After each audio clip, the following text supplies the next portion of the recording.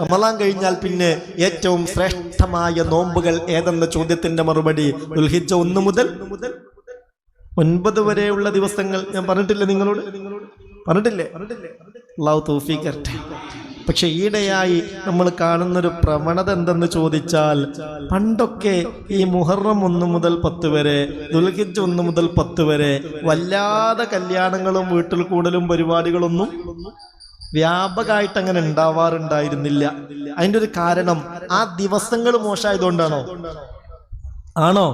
അല്ല. പിന്നെയോ, സ്വാലിഹീങ്ങളിൽ പലരും, ആഖിറം ഓർമ്മയുള്ളവർ പലരും ആ ദിവസത്തിൽ നോമ്പുകാരായിരിക്കും. ദുൽഹിജ്ജ 1 മുതൽ 9 വരെ എന്ത് ചെയ്യും? നോമ്പിന്റെ കാര്യത്തിൽ നല്ല ശ്രദ്ധയിലായിരിക്കും. ചില കല്യാണങ്ങളൊക്കെ പോകാതിരിക്കാനും പറ്റൂല, പോയാൽ ഭക്ഷണം കഴിക്കാതിരിക്കാനും പറ്റൂല. എന്നാലോ നോമ്പ് നോൽക്കണമെന്ന വലിയ താല്പര്യവും ഉണ്ടാകും. ചിലപ്പോൾ നോമ്പ് നോറ്റിട്ടുണ്ടാകും. അങ്ങനെ ഒരു കുടുങ്ങുന്നൊരവസ്ഥ ഉണ്ട്. അപ്പോൾ പറ്റുമെങ്കിൽ നല്ലത് ആ ദിവസത്തിൽ അങ്ങനെയുള്ള പൊതുപരിപാടികളൊക്കെ വെക്കല് ഹറാമാണ് എന്നാണോ? വെച്ചാൽ ആ കല്യാണത്തിന് കൂടരുത് എന്നാണോ? അങ്ങനെയൊക്കെ പറഞ്ഞോ? ഒന്നുമില്ല. എന്നാൽ നമുക്ക് ഒന്നുകൂടെ ഒരാഴ്ച അങ്ങോട്ടോ ഇങ്ങോട്ടോ ഒക്കെ ആക്കാൻ പറ്റുമെങ്കിൽ അതാണ് ഒന്നുകൂടെ.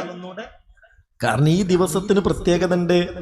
മഹാന്മാരായ ഉലമാഇനിടയിലുള്ള ഒരു ചർച്ച ഇങ്ങനെയാണ്: വലൗ ഖാല ലില്ലാഹി അലയ്യ അൻ നസൂമ അഫ്ളലൽ അയ്യാമി ഫീ സനതി ഹാദിഹി ബഅദ റമളാൻ. ഒരാൾ ഇങ്ങനെ ഒരു നേർച്ച വെച്ചു. എന്താ നേർച്ച? റമളാൻ കഴിഞ്ഞാൽ കൊല്ലത്തിലെ ഏറ്റവും പവിത്രമായ, ഏറ്റവും ശ്രേഷ്ഠതയുള്ള ഏതാനും ദിവസങ്ങൾ നോമ്പെടുക്കാൻ ഞാൻ നേർച്ചയാക്കി. എന്നാൽ ഏത് ദിവസത്തിലാണ് അയാൾ നോമ്പെടുക്കേണ്ടത്? ഏതാ ദിവസം എന്ന് വ്യക്തമാക്കി പറഞ്ഞോ? മുഹറത്തിൽ എന്ന് പറഞ്ഞോ? റബീഉൽ അവ്വലിൽ എന്ന് പറഞ്ഞോ? ശവ്വാലിൽ എന്ന് പറഞ്ഞോ? ദുൽഹിജ്ജയിൽ എന്ന് പറഞ്ഞോ? റമളാൻ കഴിഞ്ഞാൽ ഏറ്റവും ശ്രേഷ്ഠമായ ഏതാനും ദിവസങ്ങൾ നോമ്പെടുക്കാൻ ഞാൻ നേർച്ചയാക്കി.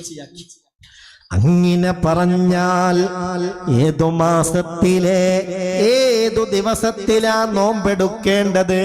ഉലമാഇനിടയിൽ ഇങ്ങനെ ഒരു ചർച്ചയുണ്ട്. അതിന് മഹാന്മാരായ ഫുഖഹാ നൽകുന്ന മറുപടി, അയാൾ നോമ്പെടുക്കേണ്ടത് ഫീ അയ്യാമി അശ്രി ദിൽഹിജ്ജ.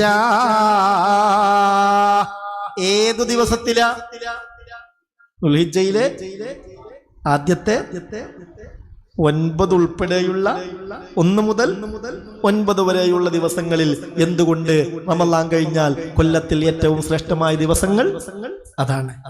അപ്പോൾ അത്രയും പവിത്രതയുള്ള ദിവസമായതുകൊണ്ട് മോമിനീങ്ങൾ പലരും അന്ന് നോമ്പെടുക്കാനേറെ സാധ്യതയുള്ളത് കൊണ്ട് നല്ലത് ഈ കല്യാണം, വലിയ വലിയ സൽക്കാരങ്ങള്, വലിയ വീട്ടിൽ കൂടല്, അങ്ങനത്തെ പരിപാടിക്കൊക്കെ ഒന്നും കൂടെ ഒരാഴ്ച അങ്ങോട്ടോ പറഞ്ഞു പറ്റിയില്ലേ? ഇല്ലേ, ഒരാഴ്ച ഇങ്ങോട്ടോ ആക്കലാണ് നല്ലത്. അള്ളാഹു കാര്യങ്ങളിലൊക്കെ നല്ലത് തിരഞ്ഞെടുക്കാൻ തൗഫീഖ് തരട്ടെ. കാരണം നമ്മളെ മോളെ കല്യാണം, അല്ലെ മകന്റെ കല്യാണം എന്നൊക്കെ പറഞ്ഞാൽ അതെല്ലാം ബറക്കത്തും റാഹത്തും ഉണ്ടാവണമെന്ന് നമ്മൾ ആഗ്രഹിക്കുകയും അതിനുവേണ്ടി പ്രാർത്ഥിക്കുകയും ചെയ്യുന്നുണ്ടല്ലോ. അപ്പോൾ ആ ഒരു ബറക്കത്തിന് ഒന്നുകൂടെ നല്ലതിതാണ് എന്ന് സാന്ദർഭികമായി ഓർമ്മപ്പെടുത്തുകയാ. അള്ളാഹു എല്ലാത്തിലും ഖൈർ തിരഞ്ഞെടുക്കാൻ നമുക്ക് തൗഫീഖ് നൽകട്ടെ. അള്ളാഹു തൗഫീഖ് നൽകട്ടെ.